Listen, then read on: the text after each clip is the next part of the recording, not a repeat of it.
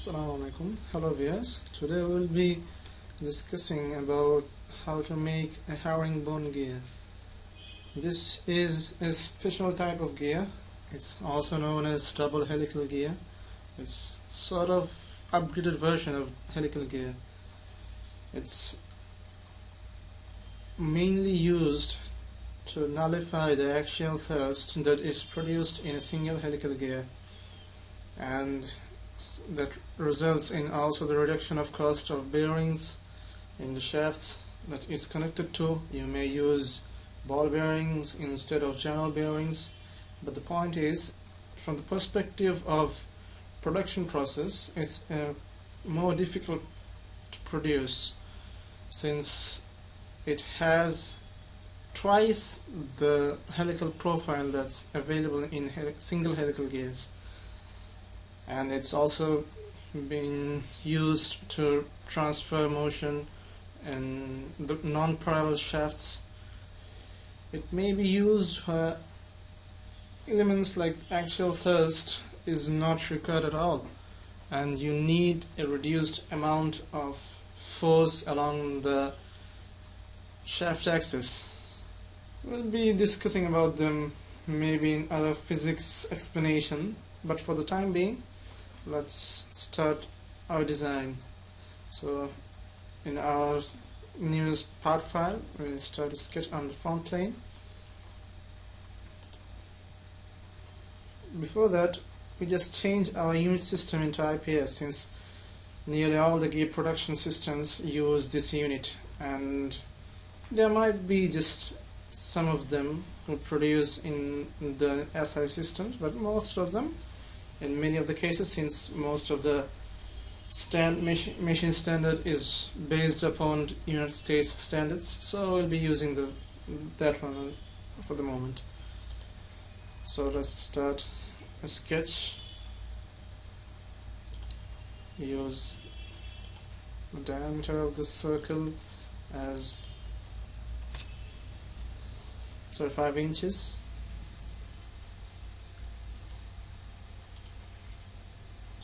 We'll be using two procedures that would indicate us to produce a single helical gear.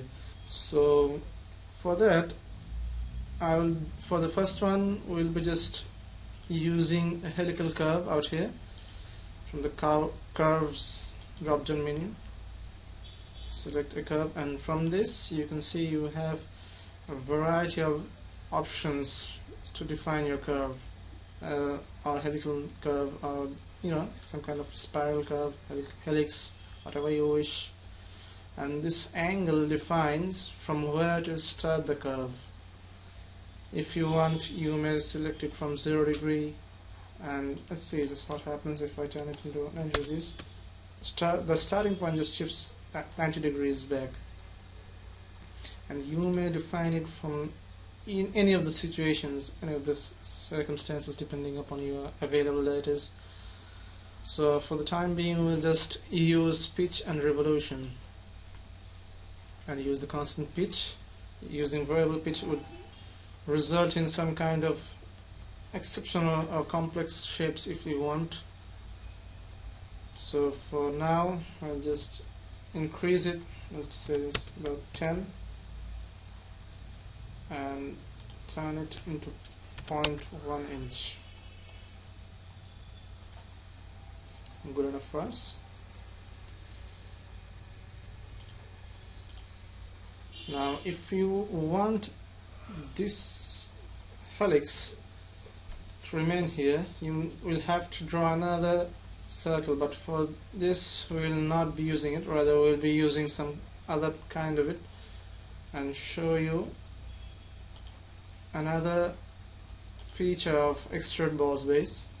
So now we select this one, the sketch, and select Extrude boss base, and this time we select up to vertex, and the vertex is actually a point on the defined geometry we use, and the vertex would be this one. There's an advantage of it. The advantage is, even if we change the direction or the length or any parameters of this curve, the extrusion would automatically be update to that point. Just check it out for the moment. If we did the feature, let's say I want the revolutions to 1, select OK, and the see extrusion is automatically updated up to that. So now we just select point 1 for our project, and maybe just a little more if you wish, say point 2.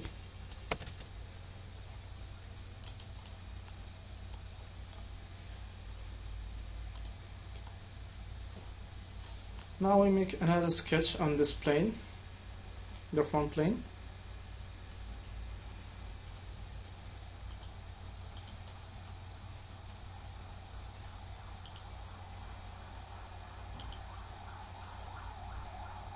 From the back side actually, and this is required to that we make something coincident, the cutting profile coincident with this curve. So let's see.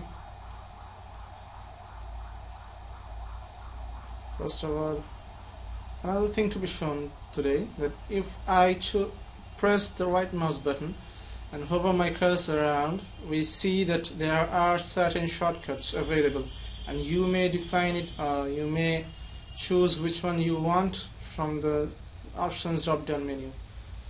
For the time being, I'll just leave it here, the one which you choose.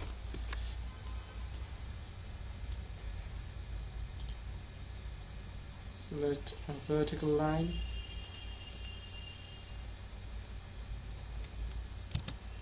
if we press the spacebar, you will be automatically be choosing the view we wish to.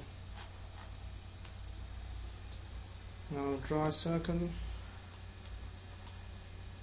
That would be the dedendum circle.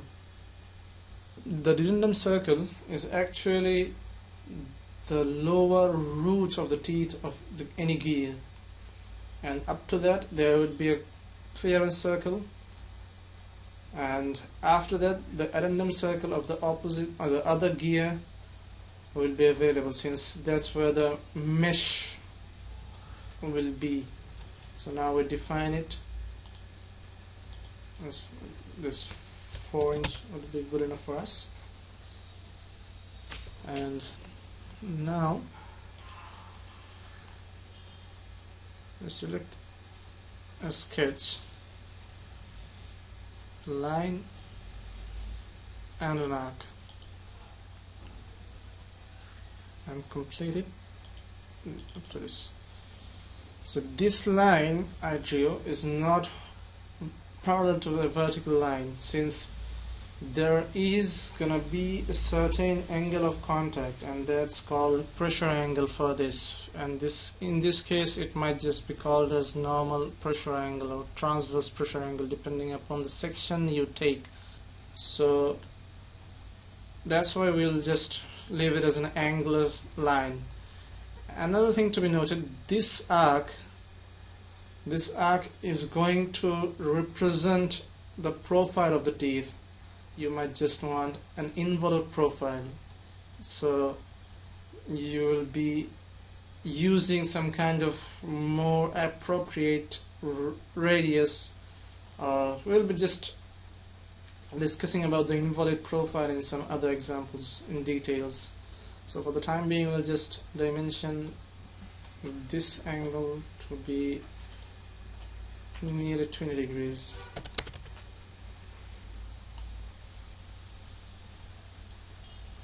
And just bring this line a little lower.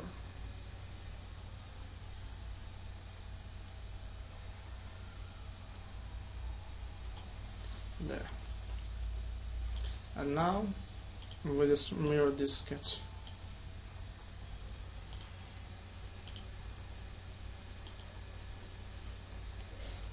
Return this one into a construction geometry, since it's not going to be useful in our any kind of profile, and trim the rest of the extra drawings.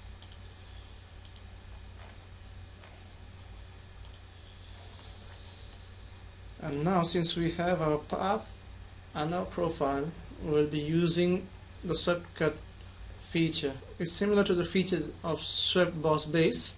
It also requires profile and the path. The profile is pre-selected and the path will be this one. Shows you a preview, and this is quite good enough for us. Now we just make a circular pattern out of it, and for features and circular pattern you need an axis of rotation. So for that we just turn on the temporary axis, choose the parameter to be this one, and it shows us a preview. And when you're satisfied with this, number of teeth is going to be 15. There is our gear. This is a spiral gear, and it could have been done a little more easier. For that, I'll just be showing it for the time moment. Take the new part and choose the IPS system, choose the front plane to sketch, make a similar kind of circle, define it as 5. But this time the extrusion would have not been like up to vertex. You need to choose it manually. Let's say for the time being we'll be using 2 inches thick there, and similarly we sketch on this plane.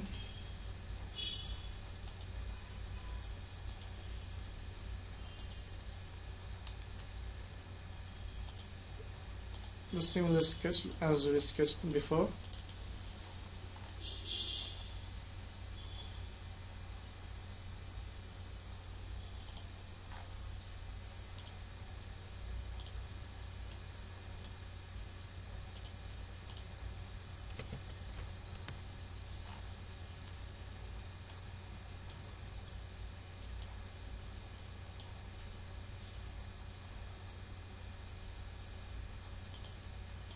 The tangent curve for the inverted profile, and then line to close it.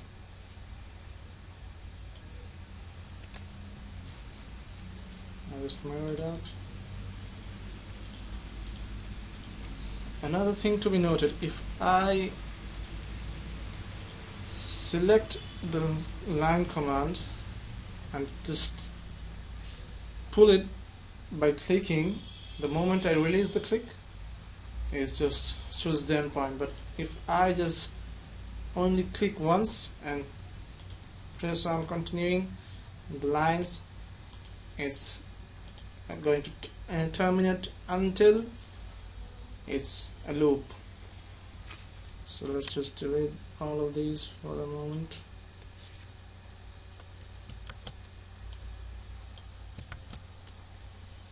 Trim it out.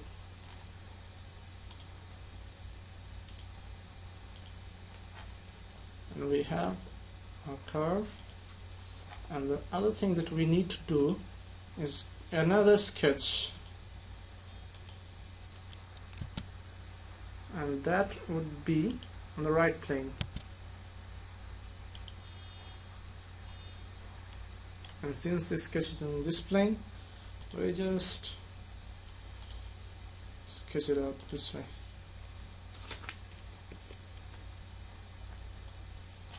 Now we'll just do a similar thing with swept cut.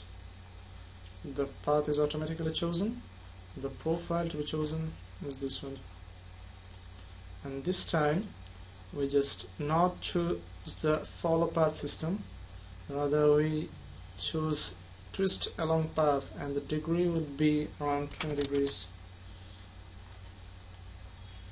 There you go. We get the similar kind of result out here as well. And we just turn on the temporary axis as well and just pattern out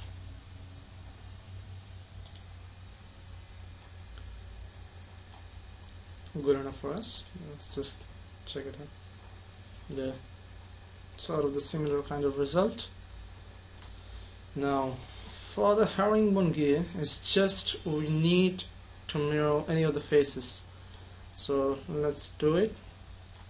We select any of the face and use the mirror feature, and instead of features to mirror we choose the bodies to mirror, and that's more like it. That's more of our herringbone gear. Now you may just like to fillet these corners out, since these are gonna be the corners that would take most of the pressures, and to reduce the stress concentrations we just select the fillet. You might just for the time being use the fillet expert feature. Choose this face and shows you the preview of 0.1 inch, but let's say it would be good enough for us. Is it? Or we could just edit these things out and reduce the radius a little more. Let's say it's gonna be just 0.05, and shows you the preview much better. Now there's an interesting element out here. Just say if we want to pattern this thing, it's gonna show you a rebuild error. This is because there is a very slight numerical error, and all of them cumulatively come out to be a huge round of error. So for that we cannot be making the fillets so easily. For that we just fillet every single one of it individually for this case. But if we had filleted out the thing much before, things would have been much more easier and more suitable when we just applied the mirror feature. There, we choose the ones gradually.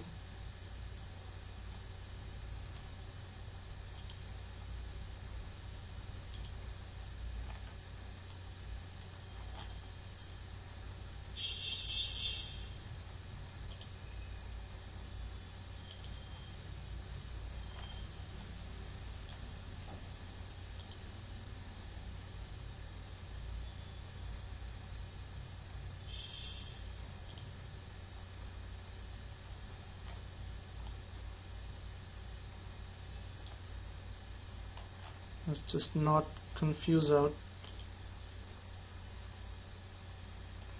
the hidden lines or hidden edges.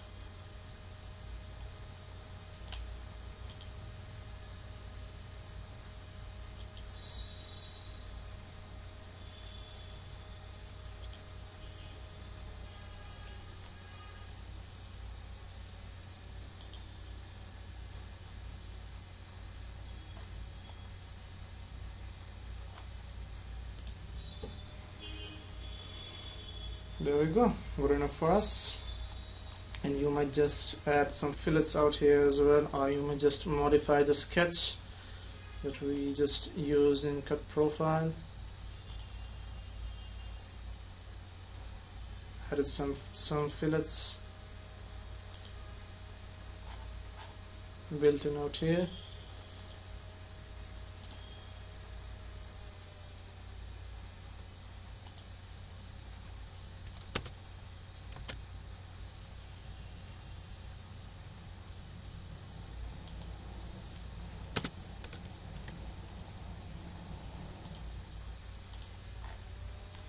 There.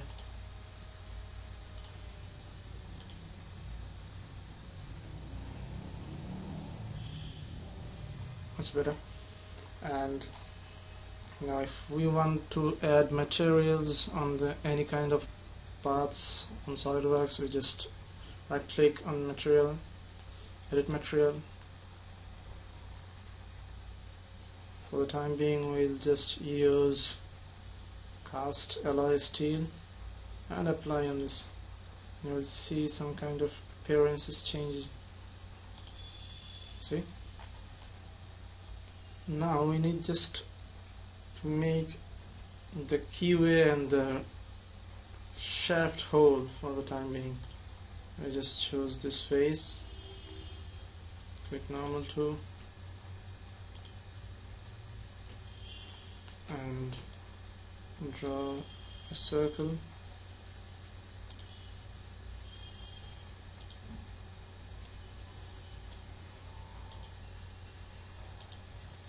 Let's say be 1.5 inches. Draw another sketch for the keyways.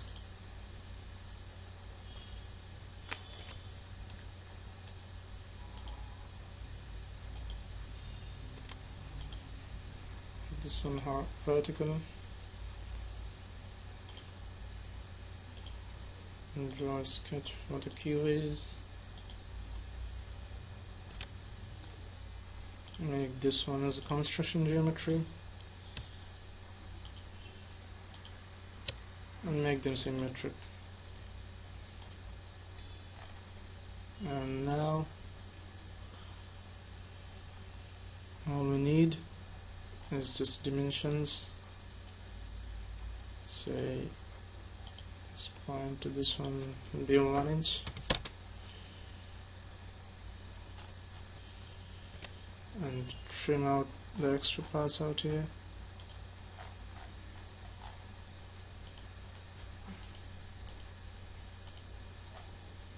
And this would be our keyways. Dimension this one as 0.3. I'll just reduce it a little more, 0.2 maybe.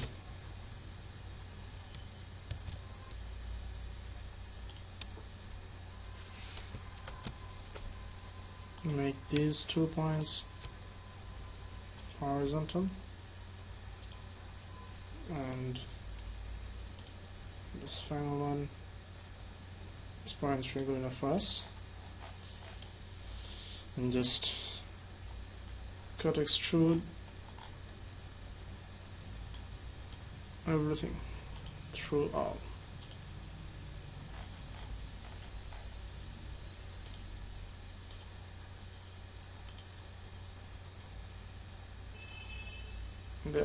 There's our keyway and our shaft hole. That's it. That's all for now. Thanks for watching.